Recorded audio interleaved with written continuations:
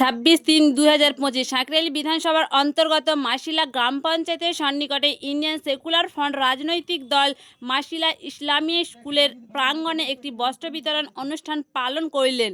জাতি, ধর্ম, বর্ণ নির্বিশেষে সকল দুস্থ মানুষদের জন্য এই উদ্যোগ নেওয়া হয়েছে দলের পক্ষ হইতে। এই দিন এই বস্ত্র বিতরণ কর্মসূচি থেকে প্রায় 300 জন অসহায় পরিবারের হাতে বস্ত্র তুলে দিলেন ইন্ডিয়ান সেকুলার ফ্রন্ট রাজনৈতিক দলের কর্মী সমর্থকরা।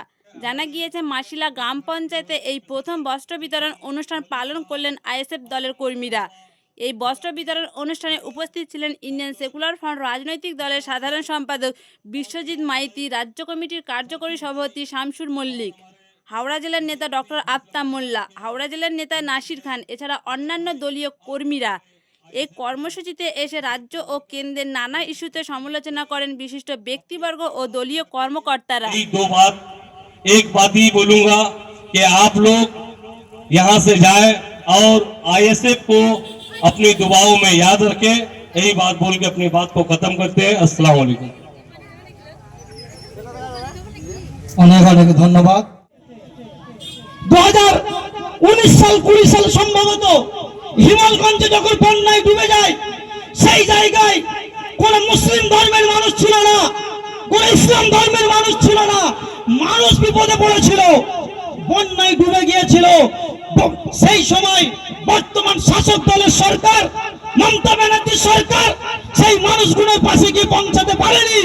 সেই সময় পীরজাদা আব্বাস সিদ্দিকী সাহেব, পীরজাদা নওশাদ সিদ্দিকী, আমার পার্টির চেয়ারম্যান, সেই হিমালগঞ্জে মানুষের পাশে গিয়ে খাবার, বস্ত্র, তিরপল নিয়ে পৌঁছে গিয়েছিল। বলা বাহুল্য, আইএসএফ এর কাজটা, এই যে বস্ত্র বিতরণটা আইএসএফ প্রতিষ্ঠিত হয়েছে বলেই যে করছি সেটা নয়। এই মেন্টালিটি, এই চিন্তা ভাবনা মানুষের পাশে দাঁড়াতে হবে। এই চিন্তা ভাবনাটা আজ থেকে 2016 সাল থেকে পীরজাদা নওশাদ সিদ্দিকী, আমার পার্টির চেয়ারম্যান, আমার পার্টির প্রতিষ্ঠাতা পীরজাদা আব্বাস সিদ্দিকী সাহেব এই কাজগুলো করে এসেছেন।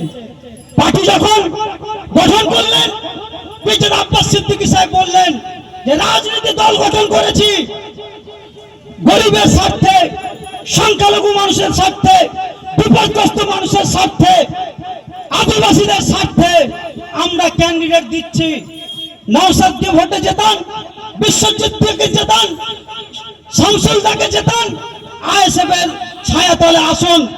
আপনারা আদিবাসী ভাইরা, আপনারা যদি বিপদগ্রস্ত থেকে উদ্ধার হন, আমাদের বিশ্বজিৎকে ভোট দিয়ে জেতান। মুখ্যমন্ত্রী হিন্দুরা দুর্গা পুজোয় রামনবমীতে তারা মাসের পর মাস ছুটি পায়। এই রমজানে আপনি পুরপুরায় গিয়েছিলেন, আপনি ইফতার পার্টিতে অংশগ্রহণ করেছে। আমি ইন্ডিয়ান সেকুলার ফ্রন্টের জেনারেল সেক্রেটারি বিশ্বজিৎ মাইতি বলছি, রমজান মাসে ঈদের 4 দিন ছুটি দিয়ে দেখান। এই দাবি আজকে এখান থেকে তুলে যাচ্ছি মাননীয় মুখ্যমন্ত্রী। আপনি বোরখা পরুন, আপনি হিজাব পরুন।